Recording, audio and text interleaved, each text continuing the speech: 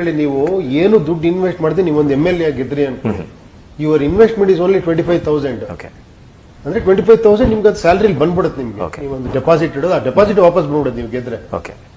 ಅರ್ಥ ಆಯ್ತಾ? ನೀವು ಫ್ರೀ ಆಗಿ ಗೆದ್ರಿ, ನಿಮ್ಗೆ ಸಂಬಳ ಬರ್ತಾ ಇದೆ 2 lakh. 2 lakh is a big thing for youths.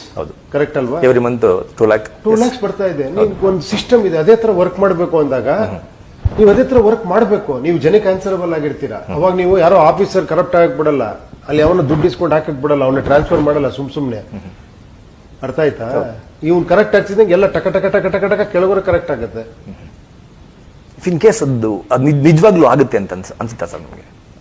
ಅಲ್ಲ ಎಷ್ಟು ಟೈಮ್ ಬೇಕಾಗ್ಬೋದು ಅಂತ ಬಿಡಿ, ಅದಾಗುತ್ತೆ ಬಿಡುತ್ತೆ ಬಿಟ್ಬಿಡಿ. ನಾವಾಗ್ತೀವ ಫಸ್ಟ್ ಕ್ವಶನ್ ಮಾಡ್ಕೊಳ್ಳೋಣ. ಐ ಆಮ್ ರೆಡಿ ಅಷ್ಟೇ. ಫಸ್ಟ್ ಅದಾಗಿ rest of the thing leave it to God. ನಾನು ಅದು ಸರಿ ಹೋಗಲ್ಲ ಅಂತ, ನಾನು ಸರಿ ಹೋಗಲ್ಲ ಅನ್ನೋದು ಎಷ್ಟರ ಮಟ್ಟಿಗೆ ಕರೆಕ್ಟ್? ನಮ್ ಕೈಲಿರೋದೇನು ಹೇಳಿ? ನನ್ನ ಕೈಲಿರೋದೇನು? ನಾನು ಒಂದು ಪ್ರಯತ್ನ ಪಡ್ಬೇಕಷ್ಟೇ. ನಾಳೆ ಅದು ಆಗುತ್ತೋ ಬಿಡುತ್ತೋ ಅದನ್ನ ಯೋಚನೆ ಮಾಡ್ಕೊಂಡು ಆಗಲ್ಲ ಆಗಲ್ಲ ಅನ್ಕೊಂಡು ಹೀಗೆ ಕುತ್ಕೊಂಡ್ಬಿಟ್ರೆ ನನ್ನ ಪ್ರಯತ್ನ ನಾನು ಮಾಡ್ಬೇಕಲ್ವಾ?